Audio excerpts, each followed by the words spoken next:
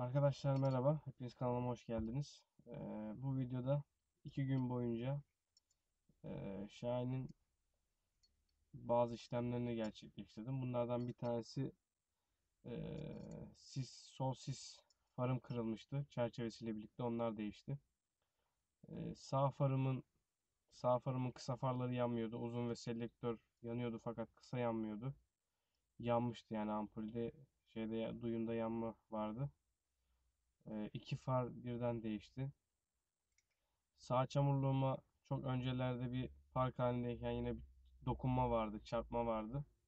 Sağ ön çamurluğum. Onun macunu, astarlaması ve boyası gerçekleşti. Onun dışında komple yine bir e, farlara, frenlere, arka stoplara yanıyor mu yanmıyor mu kontrol edildiğine baktım yani. Ayrıca fren hidroliği, işte cam suyu hidrolikleri, cam suyu antifrizi konuldu. Silecek deposunun o motor silecek deposuna bağlandığı yerde conta vardır bilirsiniz. O conta yırtılmıştı. Su damlatıyordu. O conta değişti. Şimdi bu 2 gün boyunca yaptığım videoları size izletiyorum. Hepinize iyi seyirler diliyorum.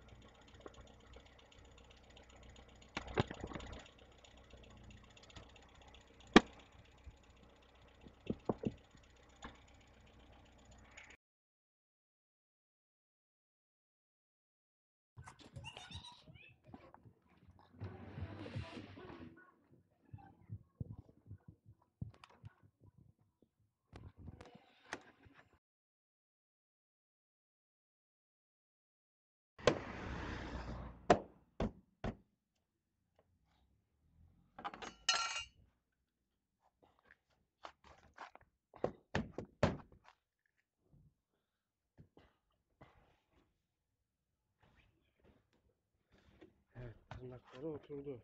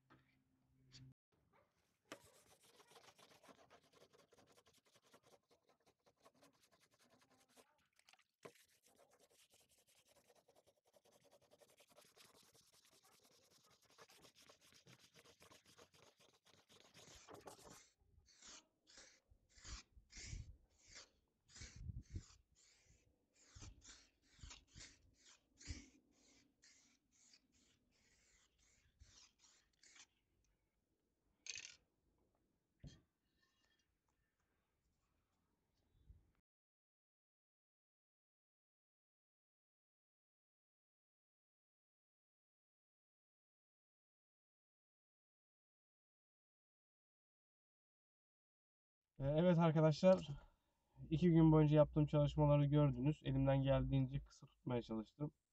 Umarım beğenmişsinizdir. E,